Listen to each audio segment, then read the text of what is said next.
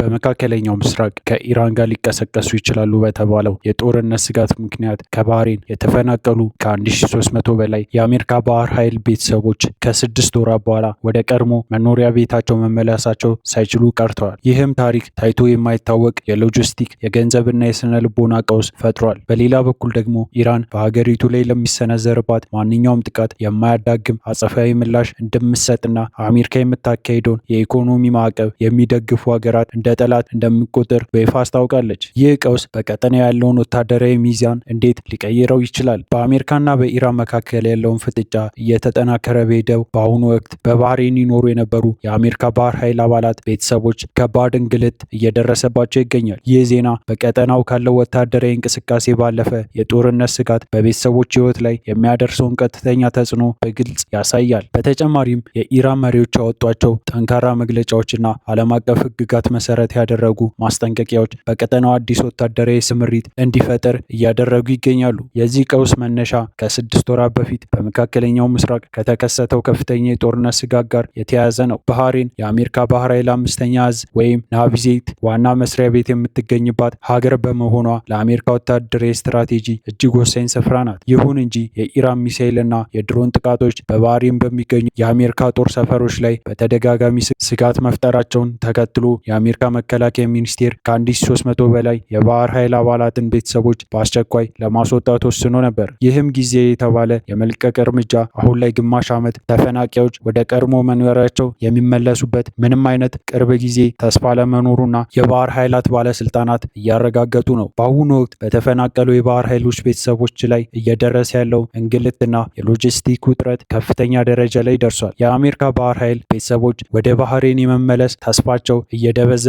በመምጣቱ ምክንያት አዳዲስ ቋሚ የስራና የመኖሪያ ቦታዎችን እንዲመርጡ መመሪያ አስተላልፈዋል። ይህም በጊዜያዊ መጠለያዎች ውስጥ የሚገኙ ቤተሰቦች አዳዲስ የቤት ዕቃዎችን እንዲቀበሉና ወደ ቋሚ አኗኗራቸው እንዲሸጋገሩ ለማድረግ የታለመ ነው። ይሁን እንጂ ይህ ውሳኔ ቤተሰቦችን በተለያዩ የአሜሪካ ግዛቶች እንዲበታተኑ ከማድረጉ በላይ ከፍተኛ የገንዘብ ኪሳራ አስከትሏል። የባህር ኃይሉ ምክትል አድሚራል ከርት ሬድሾ እንደገለጹት የስደቱ ጊዜ ከተጠበቀው በላይ በመራዘሙ ምክንያት የባህር ኃይሉ ባለስልጣናት ሁኔታዎችን እያመቻቹ አዳዲስ አሰራሮችን ለመቀየር ተገደዋል። ለተፈናቃዮች የሚሰጥ የገንዘብና የሎጂስቲክ ድጋፍ ከ180 ቀናት በኋላ የሚያበቃ በመሆኑ በአሁኑ ወቅት የድጋፍ ጊዜውን ለማራዘምና አማራጮች የገንዘብ ምንጮችን ለመፈለግ ከፍተኛ ጥረት እየተደረገ ይገኛል። አሁንም ቢሆን የብዙ ቤተሰቦች የግል ንብረቶች፣ መኪኖችና የቤት ዕቃዎች በባህሬን ወይም መነሳት ባልቻሉ መርከቦች ላይ ተጭነው ይገኛሉ። በሌላ በኩል የኢራን ባለስልጣናት የሀገሪቱ ብሔራዊ ጥቅም እና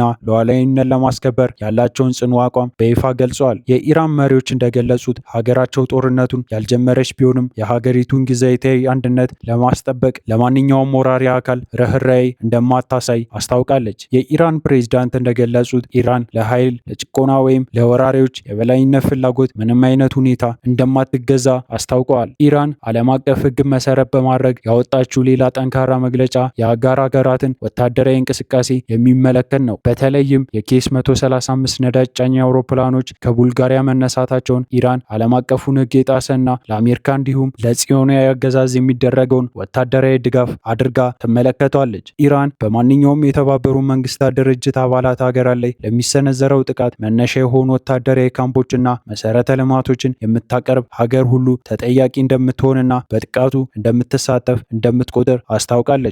በዓለም አቀፉ ሕግ መሰረትም ጥቃት የተሰነዘረበትን የትኛውንም መነሻ ቦታ የማጥቃቱ ሙሉ መብት እንዳላትም ገልጻለች። ከዚህ በተጨማሪ በአሜሪካ የሚመራውን የኢኮኖሚ ማዕቀብና ጦርነት የሚደግፉ ሀገራት ሁሉ ቀጥተኛ የኢራን ጠላቶች ተደርገው እንደሚወሰኑ አስታውቃለች። ኢራን ዲፕሎማሲ ውይይቶችን ቀዳሚ እንደምታደርግ፣ ነገር ግን ሀገራት ከአሜሪካ ካራቁ ጥቅሞቻቸውን እንደምትገታም አስታውቃለች። እስካሁን ድረስ ግን ኢራን በአሜሪካ ኢኮኖሚ ጥቅሞች ላይ ጥቃት አለማድረሷን አስታውቃለች። ይህ የሁለቱ ኃይሎች ፍጥጫ በተራው ህዝብና በባህር ኃይል አባላት ቤተሰቦች ላይ እያስከተለ ያለው ተጽዕኖ እጅግ አስከፊ ነው። የተፈናቀሉ ቤተሰቦች ከፍተኛ የገንዘብ ኪሳራ እያስተናገዱ ይገኛሉ። ለምሳሌ ያህል አንድ ቤተሰብ ከመሰረታዊ ፍላጎቶቹ ጋር በተያያዘ ብቻ ወደ 40 ሺህ የሚጠጋ የአሜሪካ ዶላር ከራሱ ኪስ ለማውጣት መገደዱን ተገልጿል። ሌሎች ተፈናቃዮች ደግሞ የመንግስት ተመላሽ ገንዘብን በመጠበቅ ላይ እያሉ ለረዥም ጊዜ በሆቴሎች ለመቆየትና መኪኖችን ለመከራየት ተገደዋል። ከዚህም በላይ መኪኖቹ የቤት ዕቃዎቻቸውንና